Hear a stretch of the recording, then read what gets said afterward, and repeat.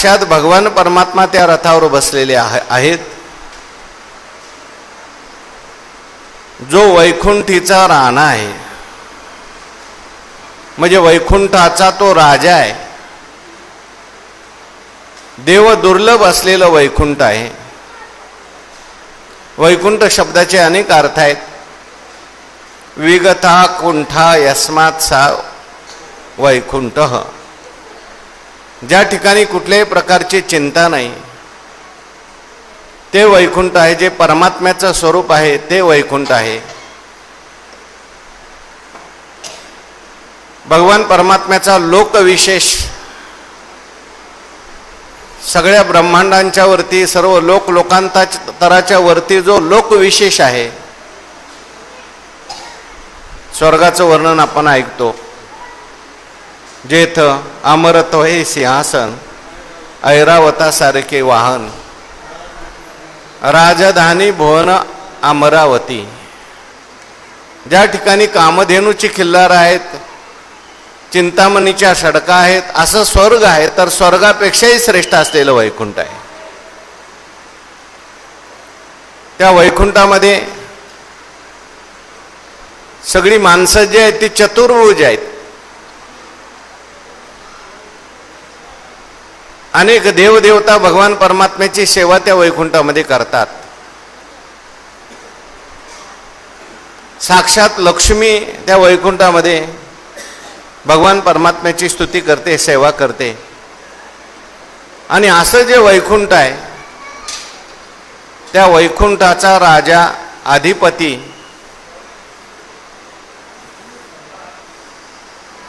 इंद्र, चंद्र, महेंद्र यातेची पूजिती, श्रुती शास्त्री तेही यातेची स्तविती, महासिद्ध मुनी ध्यानी आराधिती, निळामणी तोहा जोडला सांगाती हो. असं जे वैकुंठ आहे त्या वैकुंठाचा राजा परमात्मा आहे. आणि तो परमात्मा त्या ठिकाणी जेथ अश्ववाहको आपण, भगवान परमात्मा आपणहून अश्ववाहक झालेले आहेत. देवाला कोणी अश्ववाहक केलेलं नाही. आपण स्वतःहून तो त्या ठिकाणी भक्ताकरता अश्ववाहक झालेला आहे. युद्धासाठी मदत मागण्याकरता भगवान परमात्म्याकडे दुर्योधनही गेला होता आणि अर्जुनही गेले होते. अगोदर दुर्योधन गेला आणि डोक्याच्या बाजूला जाऊन बसला. दुर्योधन आल्यानंतर देवाने झोपण्याचं नाटक केलं. देव जागेच होते, परंतु आता दुर्योधन आलेला आहे म्हणून भगवंत मुद्दाम झोपतात. अर्जुन महाराजही गेले. अर्जुन महाराज गेल्यानंतर अर्जुन महाराजांनी आपली देवाच्या पायाची जागा धरली. दासाची जागा, सेवकाची जागा ही पायाजवळ आहे. आणि मग अर्जुनाची चाहूल लागल्यानंतर भगवान परमात्मा उठून बसले. अर्जुना कधी आलात? अर्जुना कधी आला म्हटल्यानंतर इकडून दुर्योधनाचा आवाज आला, पहिला मी आलोय. मग देवाने असं मागे बघितलं, हे महाशय सुद्धा आलेत वाटतं. देवाला माहितीच आहे कशा करता आलात तुम्ही दोघं. देवा युद्ध ठरलेलं आहे, युद्धाकरता आम्हाला मदत पाहिजे. भगवान परमात्मा म्हटले, जरी दुर्योधना तू पहिल्यांदा आलेला असला तरी सगळ्यात पहिल्यांदा मी अर्जुनाला पाहिलंय. अर्जुनाने पहिल्यांदा मागायचं. मी दोन विभाग करतो. एका बाजूला मी एकटा हातात शस्त्र धरणार नाही आणि एका बाजूला मात्र माझी सगळी नारायणी सेना राहील. काय पाहिजे सांग अर्जुना तुला. दुर्योधनाच्या छातीचे ठोके वाढायला लागले. कदाचित अर्जुनाने सेना मागितली तर. अर्जुनाने सांगितलं, देवा मला सेना नको. अरे पण बाबा मी हातात शस्त्र धरणार नाही, मला तूच पाहिजे. तो मज व्हावा, तो मज व्हावा, वेळोवेळा व्हावा पांडुरंग. आणि मग भगवान परमात्मा त्या ठिकाणी स्वतः अर्जुनाला विचारलं, काय तुझी इच्छा आहे? म्हटले, तू माझं सारथ्य करावं अशी माझी इच्छा आहे. भगवान परमात्मा मनात अगोदर विचार करतच होते, मला अर्जुनाची कोणत्या प्रकारे सेवा करता येईल. म्हणून अश्ववाहको आपण. अश्ववाहक म्हणजे सारथी, आणि सारथ्याला सर्व काही काम करावं लागतं. परंतु भगवान परमात्म्याचा अर्जुनाच्या विषयी असलेलं प्रेम भक्ती असल्यामुळे एवढा मोठा असलेला परमात्मा, एवढा प्रभू भावे तेने संपुष्टी राहावे, किंवा साठविला राहे हृदय संपुष्टी बाहेर धाकोटी, भक्त समागमे सर्व भावे हरी, न सांगता करी सर्व का. आज भगवान परमात्मा लहान झालेले आहेत. प्रेमामध्ये मनुष्य लहान होतो, किंबहुना जे लहान करतं त्यालाच प्रेम म्हणतात. ज्ञानाने परमात्मा मोठा होतो आणि भक्तीने परमात्मा लहान होतो. हे भक्तिशास्त्राचं प्रमेय आहे बरं का. ज्ञानाने परमात्मा सर्वसाधारण होतो आणि भक्तीने परमात्मा विशेष होतो. होय भक्ती केला तैसा, पूर्वी धरावी ते इच्छा. म्हणून अश्ववाहक आपण, वैकुंठीचा राणा जाण. जो वैकुंठीचा राणा आहे, राजा आहे, तो स्वतः त्या ठिकाणी रथावर बसलेले आहेत. मग तया रथाचे गुण काय वर्णू. त्या रथाचे गुण मी काय वर्णू. अर्जुनाने सुद्धा भगवंताला आपलं सारथी बनवलंय. मागे आपण पाहून आलोय, उपनिषदामध्ये एक रूपक आलं, आत्मानं रथिनं विद्धी शरीरम रथमेव तू, बुद्धिम तू सारथिम विद्धी, मनप्रग्रहमेव च, इंद्रियानी हयानी आहू, विषयांस्तेषु गोचरान. हा शरीर म्हणजे सुद्धा रथच आहे. आणि या रथामध्ये बसलेला जो रथी जो आहे तो आहे आत्मा. आत्मानं रथिनं विद्धी, शरीरम रथ एव तू. आणि या शरीररूपी रथाची सारथी जर कोण असेल तर ती बुद्धी आहे. लगाम जर कोणता असेल तर तो मन आहे, आणि घोडे जर कोणते असेल तर ते इंद्रिय आहेत. हा शरीररूपी रथ चांगला चालावा त्याच्यासाठी एकतर पहिल्यांदा घोडे चांगले पाहिजेत. समजा घोडे कदाचित स्वैर असतील, लगाम चांगला पाहिजे. लगामही त्या ठिकाणी एखाद्या वेळेस चांगला नसेल तर सारथी चांगला पाहिजे. परंतु बऱ्याच वेळेला इंद्रिय रूपी रथाचे घोडेही विचित्र राहतात, लगामही तुटलेला राहतो, आणि सारथी सुद्धा त्या ठिकाणी योग्य नसतो. आणि मग तो रथ कुठल्या खड्ड्यात जाईल काही सांगता येत नाही. कवने एके अवसरी रिगोनी नेत्राचे द्वारी, रूपाच्या डोंगरी सैरा हिंडे. हा इंद्रियरूपी रथ कुठे जाईल काही सांगता येत नाही. विषयांच्या दरीमध्ये हा जातो. म्हणून पहिल्यांदा घोडे चांगले पाहिजेत. म्हणून अर्जुनाच्या रथाच्या घोड्याचं वर्णन केलंय. अर्जुनाच्या रथाच्या घोड्याचं वर्णन करताना घोडे कसे आहेत सांगितलं. तत श्वेतैर हये रोखते, पांढरी शुभ्र घोडे आहेत. दुर्योधनाच्या घोड्याचं वर्णन आहे का? दुर्योधनाच्या रथाचं वर्णन आलं का? नाही. ज्ञानोबारायांना करावं असं वाटलं का? त्यांना माहिती हा रथ खड्ड्यात जाणार आहे. या रथाचे घोडे सुद्धा ताब्यात नाहीत. या रथाचा सारथी चांगला नाही. या रथाचा लगामही तुटलेला आहे. इंद्रिय चांगली पाहिजेत, सात्विक पाहिजेत, पांढरे घोडे, शुभ्र घोडे म्हणजे सात्विक इंद्रियांचं प्रतीक आहे. अर्जुनाचे घोडे किती पांढरे शुभ्र आहेत, अर्जुनाची सगळी इंद्रिये सात्विक आहेत.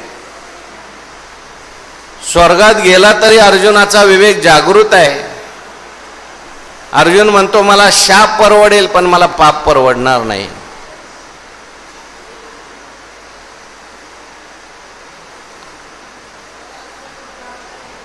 अर्जुनाचा मनरूपी लगाम चांगला आहे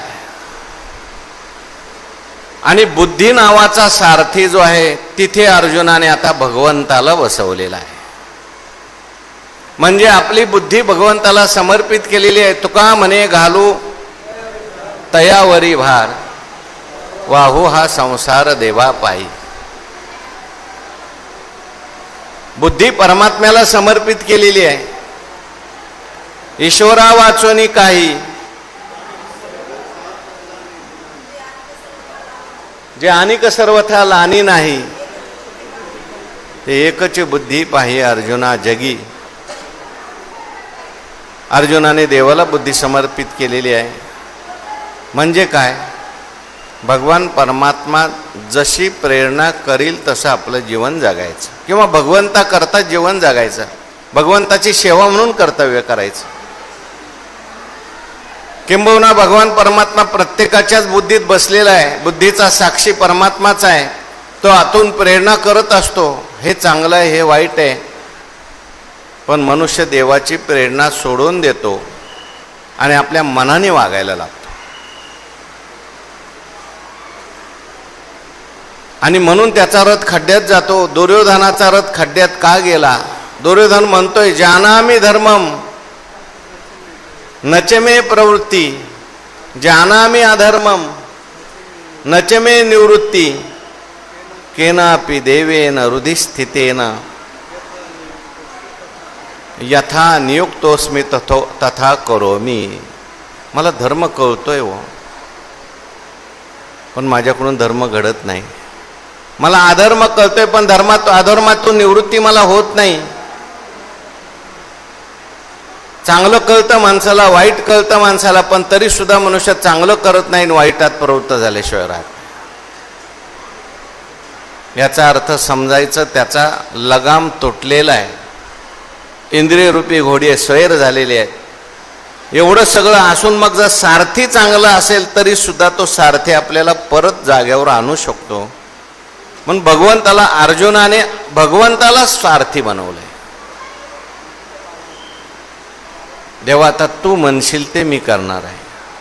कार्पण्य दोषो पृच्छामि त्वाम धर्म सम्मूढ चेता यत् श्रेयस्यान निश्चितं ब्रूहि तन्मे शिष्यस्तेहम शाधि मान्त्वाम प्रपन्नम. म्हणून जेत अश्ववाहको आपण वैकुंठीचा राणा जाण, त्या रथाचे गुण काय वर्णन करायचं त्या रथाचं. पहा काही श्री नारायणे तया पांडवांचे उणे, केजेची ना पुराणे विश्ववंदे. भगवान परमात्म्याने त्याचा अंगीकार केलेला आहे. भगवान तिथे बसलेले आहेत आणि देव तिथं असल्यामुळे मग सगळं तिथे देव असतो. यत्र योगेश्वर कृष्णो यत्र पार्थो धनुर्धरः तत्र श्रीर विजयो भूतीर ध्रुवा नीतीर मतीर मम. तिथल्या ओव्या भागात आपल्या सगळ्या ओव्या झालेल्या आहेत. चंद्रू तेथे चंद्रिका, शंभू तेथे अंबिका. नाही हा ते ठीक आहे, दृष्टांत सिद्धांत सांगा. भगवान परमात्मा जिथे आला तिथे सगळ्या रिद्धी सिद्धी सहित लक्ष्मी येते. तैसे सकळ पुरुषार्थ जेने स्वामी का सनाथ, श्रीकृष्ण रावो जेथ तेथ लक्ष्मी, आणि आपुलेनी कांतेशी ते जगदंबा जया पाशी animadiki काय दाशी नव्हती तया ते. म्हणून भगवान परमात्मा आलाय म्हटल्यावर सगळं आलं तिथे. म्हणून त्या रथाचे गुण काय वर्णन करायचं त्या. आपण परवाच काल विजय नामे अर्जुन विख्यात तू विजय स्वरूप श्रीकृष्ण नाथू श्रेयसी विजय निश्चितू तेथेची असे. मग तया रथाचे गुण काय वर्णू, त्या रथाचं गुण काय वर्णन करावं. अहो थोडं तरी सांगा ना त्या रथासंबंधी. नुसतं काय वर्णन करू आणि थांबायचं का. नाही, सांगतो ऐका, वाचा काय काय रथावर आहे त्या. होई वाचा पुढची. ध्वजस्तंभावरी वानरू तो मूर्तिमंत शंकरू सारथी शारंग धरू अर्जुनेशी. अहो त्या ध्वजस्तंभावरती कोण आहे. वानरू. अर्जुनाच्या रथाची ध्वजा किती मोठी होती. 4 कोस. 1 कोस म्हणजे किती किलोमीटर. 4 किलोमीटर म्हणजे 4 कोस म्हणजे 16 किलोमीटर. म्हणजे इथं जर रथ उभा असला तर पुण्यात ती ध्वजा लटकायची, एवढी लांब. पण ती ध्वजा अशी होती की ती कशात अडकत नव्हती. ती ध्वजा फडकत असताना लोकांना असं वाटायचं वीज चमकते की काय, अशी चमचम करत होती ध्वजा. नुसती ध्वजा होती का त्या ध्वजस्तंभावरी वानरू. वानर आहे त्या ध्वजस्तंभावर. कोण आहे तो वानर. तो सामान्य वानर आहे का.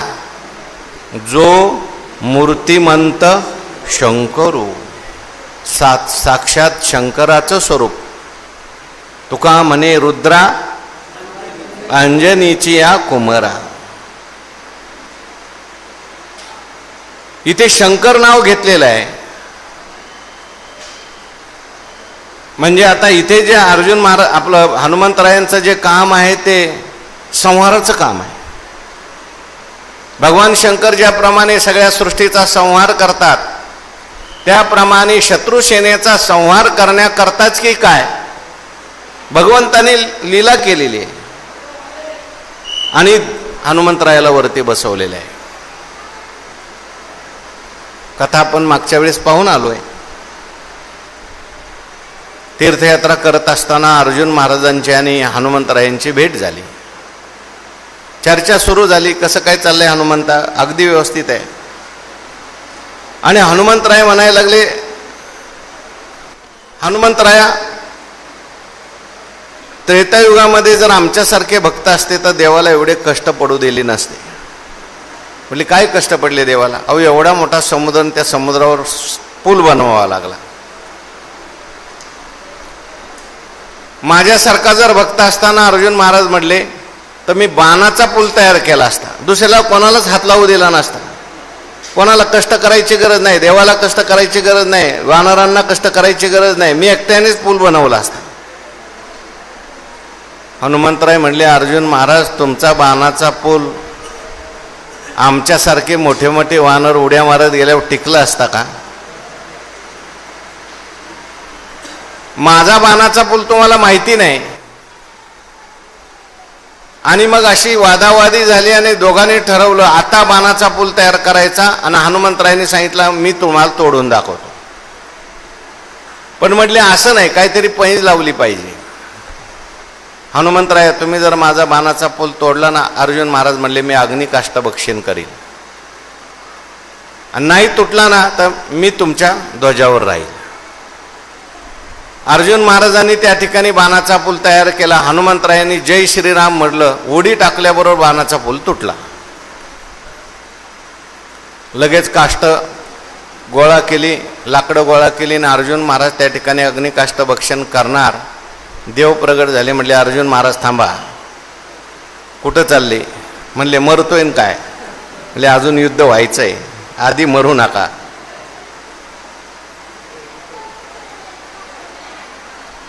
अरे तुम्ही दोघांनी पैज लावली पण साक्षीदार कोण होतं का. म्हटले कोणीच नव्हतं. आता माझ्या साक्षीने करा. आता थोडासा अर्जुन महाराजांना सुद्धा अभिमान निर्माण झाला. कोणाला? नाही, हनुमंतरायाला. परत बाणाचा पूल तयार केल्यानंतर हनुमंतरायाने उडी टाकली, परंतु देवाने आपलं सुदर्शन चक्र त्या बाणाच्या पुलाच्या खाली लावलं. हनुमंतरायाने बऱ्याच उड्या मारल्या, काहीच झालं नाही. म्हटले आता हनुमंतराय बसा यांच्या ध्वजावर, काय करायचं काम? म्हटले काही नाही, इथं बसून मोठ्या मोठ्याने भुकभुक्कार करायचा. असा भुकभुक्कार करायचा की समोरचं शत्रू सैन्य आहे ना, हे मरण पावलं पाहिजे, भीतीनेच मेलं पाहिजे. म्हणून अर्जुनाच्या रथावर ध्वजस्तंभावरी वानरू. पण तो कोण आहे वानरू? सामान्य नाही, तो मूर्तिमंत शंकरू. भगवान शंकरच अर्जुनावर असलेल्या प्रेमामुळे, भगवान परमात्म्यामुळे असल्या प्रेमामुळे, संहाराची देवता आहे शंकर भगवान, किंवा शंकर शब्दाचा अर्थ आहे शम करोती इति शंकर. अर्जुनाचं कल्याण करण्याकरता तिथे बसलेले आहेत, जगाचं कल्याण करणारे ते आहेत. आणि सारथी कोण आहेत? सारथी शारंग धरू अर्जुनेशी. आणि भगवान परमात्मा त्या ठिकाणी सारथी झालेले आहेत, हातामध्ये ज्यांच्या शारंग नावाचं धनुष्य आहे. आता इथे अर्जुनाच्या रथावर देव बसलेले आहेत, आणि रथावर बसलेत म्हणजे युद्धाचा प्रसंग आहे, म्हणून देवाचं इथे जे नाव ज्ञानोबाऱ्यांनी घेतलंय ते शारंग धरू. शारंग धरू म्हणजे शारंग नावाचं एक धनुष्य आहे. जसं अर्जुन महाराजांचं धनुष्य प्रसिद्ध आहे, तसं ब्रह्मदेवाने निर्माण केलेलं दिव्य असलेलं शारंग नावाचं धनुष्य आहे, जे भगवान परमात्म्याला समर्पित केलेलं आहे. आणि ते शारंग नावाचं धनुष्य भगवान परमात्मा नेहमी हातामध्ये धारण करतात. शारंग पाणी असं देवाचं नाव आहे, आणि ते शारंग नावाचं धनुष्य भगवान परमात्मा घेऊन बसले. देवाने जरी शस्त्र उचलायचं नाही असं ठरवलं असलं तरी सुद्धा भगवान परमात्म्याचं मूळ स्वरूप जे आहे ते सगळे आयुधाने युक्तच आहे. म्हणून सारथी शारंग धरू अर्जुनेशी. अर्जुनाला भगवान परमात्म्यासारखे सारथी मिळाले आहेत. अर्जुनाची घोडी धुतली अनंते, संकटे बहुते निवारिली.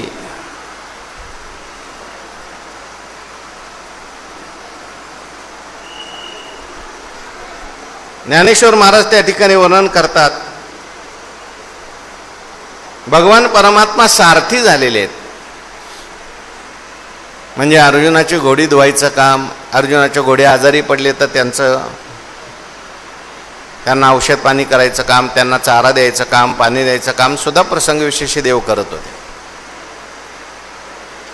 सगळं भगवान परमात्मा का करतात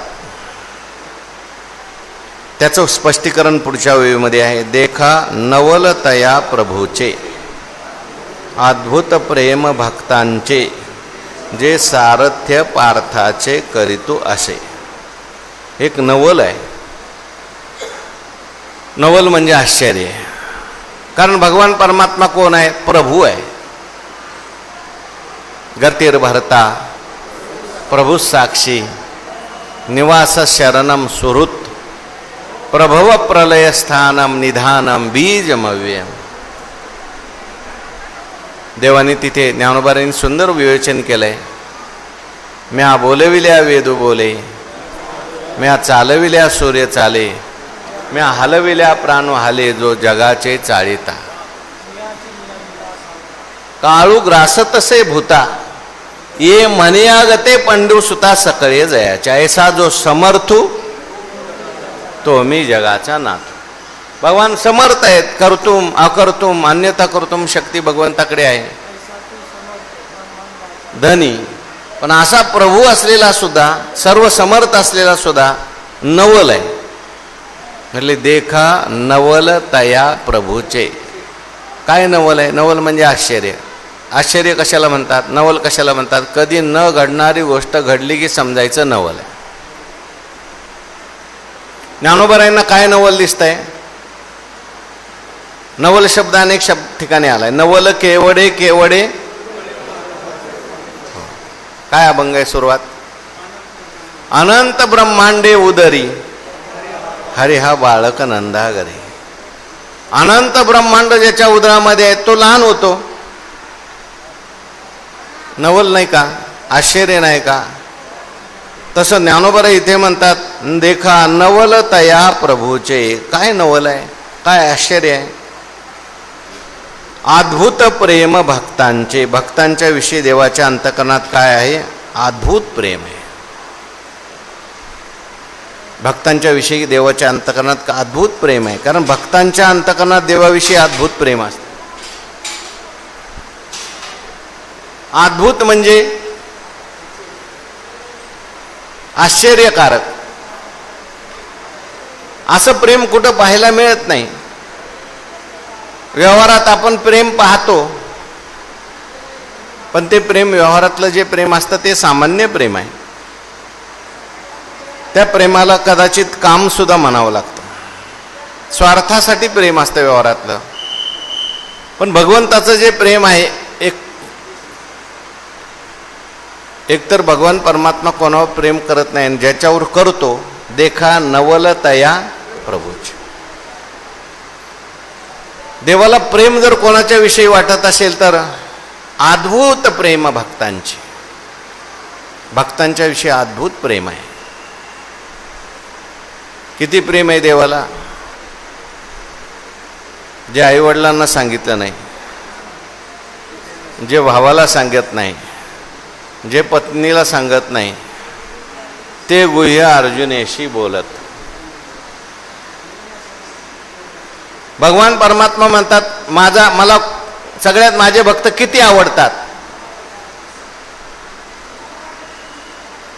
किती आवडतात. तेही प्राणा परवते, आवडती मज निरुते, जे भक्त चरित्राते प्रशंसिते. एक श्लोक आहे, नचे श्री न तथा मे प्रियतमा, आत्मयोनिर न शंकरा. हो, मला तेवढं त्याच्याशिवाय त्याच्या इतकं कोणीच आवडत नाही, कोणीच.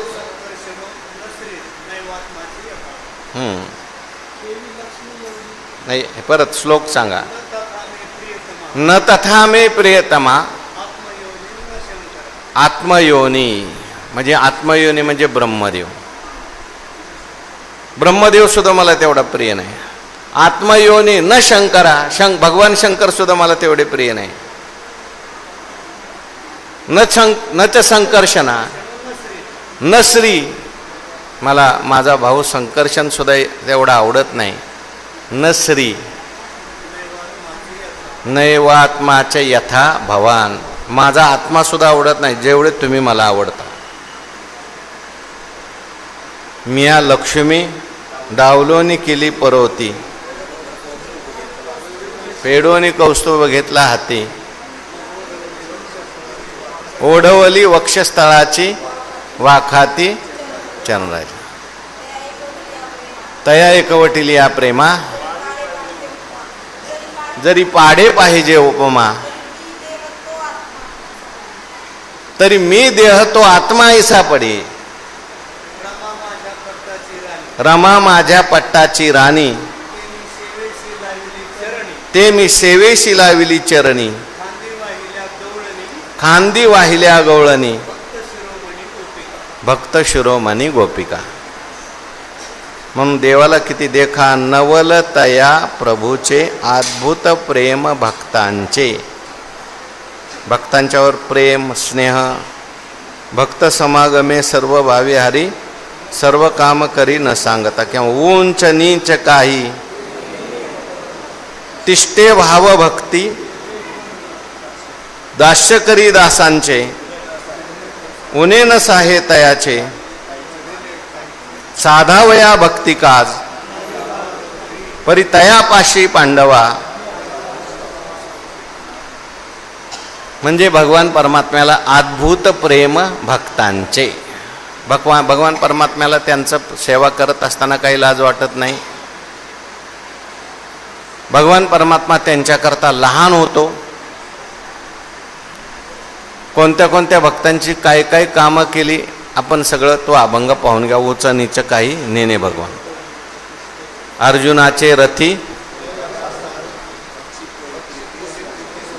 पुढे काय नाही पूर्ण श्लोक अभंग हो, ते मला माहिती हो, त्याच्या पुढचं मी ते म्हणलंच नाही. मीराबाईसाठी घेतो विष प्याला, दासी पुत्र कन्या विदुळाच्या बक्षी, दैत्या घरी रक्षी प्रल्हादा, चर्म रंगू लागे रोहिदासा संगे, कबीराच्या मागे शेलेवे, सज्जन कसाया माळ्या सावत्या सुखरूप लागे, नरहरी सोनारा गुडुपुंको लागे, चोखा मेळ्या संगे ढोरे ओढी, नामयाचे जनी सविवेची शेनी, धर्मा घरी पाने वाहे झाडी.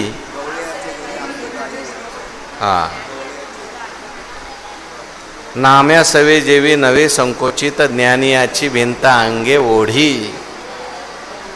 अद्भुत प्रेम भक्तांचे जे सारथ्य पार्थाचे करीतू असे. भगवान परमात्मा पार्थाचं म्हणजे अर्जुनाचं काय करतात? सारथ्य करतात. सारथी होणं म्हणजे क्षुल्लक काम आहे. तसं पाहायला गेलं तर देवाच्या मानाने सारथी होणं म्हणजे क्षुल्लक आहे, पण देवाला त्याच्यात मोठेपणा वाटतो, देवाला त्याच्यात आनंद वाटतो.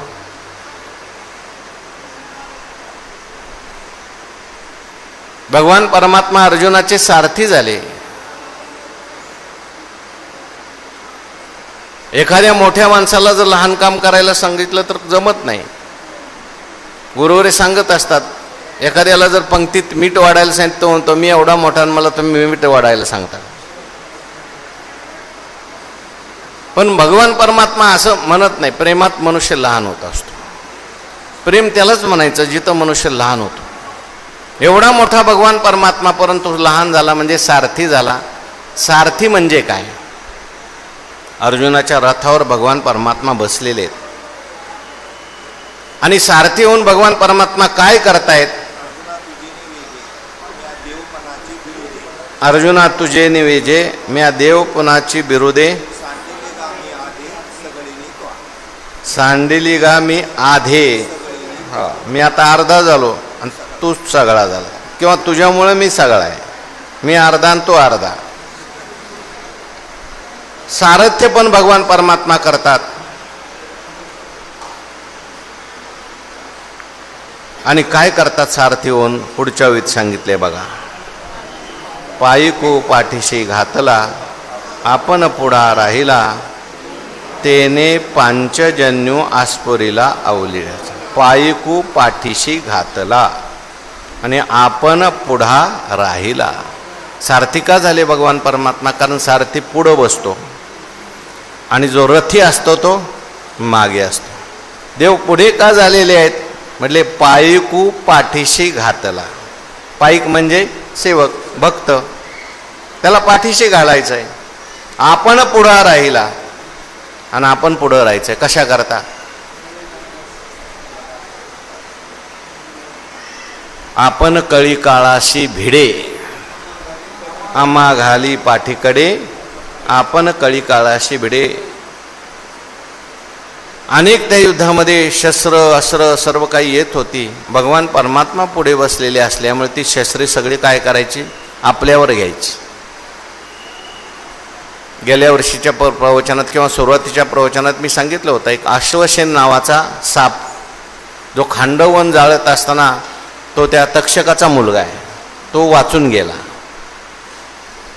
आणि अर्जुनाचं आणि कर्णाचं युद्ध चालू असताना तो अश्वसेन नावाचा नाग त्या कर्णाकडे गेला आणि सांगितलं, जो तुझा शत्रू आहे तोच माझा शत्रू आहे आणि दोघांचे शत्रू एक असल्यामुळे आपण दोघे मित्र. मी तुझ्या बाणावर बसतो, तो असा बाण मार, जरी थोडासा जवळून गेला तरी मी अर्जुनाला दंश करतो, अर्जुनाला मारतो. कर्ण म्हटलं, बाबा नाही, मला कोणाची गरज नाही, मी एकटाच लढण्यास समर्थ आहे. अरे बाबा, मदत घेतली पाहिजे माणसाने, मदतीशिवाय काय जमत नसतं. ठीक आहे, खूप आग्रह झाला म्हणून त्या अश्वसेन नागाला बसवलं बाणावर. कर्णाने बाण मारला, देवाच्या लक्षात आलं बाणावर नाग बसलाय. देवाने रथ खाली दाबला, बाण डोक्यावरून गेला. नाग जो होता तो परत त्या ठिकाणी कर्णाकडे गेला, म्हटला एक वेळ चुकला, आता दुसरी वेळ अजून बसव. अर्जुन तो कर्ण म्हणायला लागला काही चालणार नाही आपलं, जोपर्यंत हा समोर बसलाय ना बाबा तोपर्यंत आपण काही करू शकत नाही. पायीकू पाठीशी आणि आपण पुढा राहिला. असा भगवान परमात्मा पुढे बसलेला आहे. सगळी संकट भगवान परमात्मा आपल्यावर घेतोय. आणि तेने पांचजन्यू आस्फुरिला अवलिराची. पांचजन्यम ऋषिकेशो देवदत्तम धनंजया पौंड्रम दद्मो महाशंखम भीमकरमावृकोदरः. भगवान परमात्म्याने आता हे शंख वाजवायला सुरुवात केली. आता वास्तविक पाहता भगवान काही सेनापती नाहीत, भगवान परमात्मा बसलेले आहेत सारथी म्हणून. बरं, देवाने प्रतिज्ञा काय केली? न धरी शस्त्र, युक्तीच्या गोष्टी सांगीन चार. शंख त्या ठिकाणी वाजवायचं काय काम आहे? त्या बाजूने भीष्माचार्यांनी शंख वाजवला ते बरोबर आहे, सेनापती आहेत. पण इकडे सगळ्यात पहिल्यांदा भगवंताने शंख वाजवला. का वाजवला? कारण सगळे पांडव किंवा पांडव सेना असं मानत होते जरी भगवान सारथी असले तरी भगवान परमात्माच आपल्यामध्ये श्रेष्ठ आहे. आणि देव असं मानतात हे भक्त माझ्यावर आश्रय करून राहिलेले आहेत, यांच्या सगळ्यांच्या उद्धाराची जबाबदारी माझीच आहे. पण भगवंताने शंख वाजवला. आणि पुढे काय झालं आता त्याचा विचार आपल्याला 1 महिन्यानंतर करायचा आहे. उद्यापासून अधिक मास सुरू होतो. अधिक मासामध्ये संस्थांच्या प्रवचनाच्या सेवा होणार आहेत. बंद करू नको. संस्थांच्या प्रवचनाच्या सेवा होणार आहेत. आपली जी क्रमाने चालणारी प्रवचन सेवा आहे ती 1 महिन्यानंतर म्हणजे बरोबर 17 जूनला त्या ठिकाणी सुरू होईल. तोपर्यंत आपण मागील झालेली जी प्रवचन सेवा आहे ती उपलब्ध आहे आपल्याला. संस्थांच्या चॅनलवर आहे किंवा ज्ञानदेव नावाचं एक चॅनल आहे, त्याच्यावर सगळे अध्याय मागचे उपलब्ध आहेत. आपण त्याचं चिंतन करू शकतात. झालेली सेवा संतांच्या आणि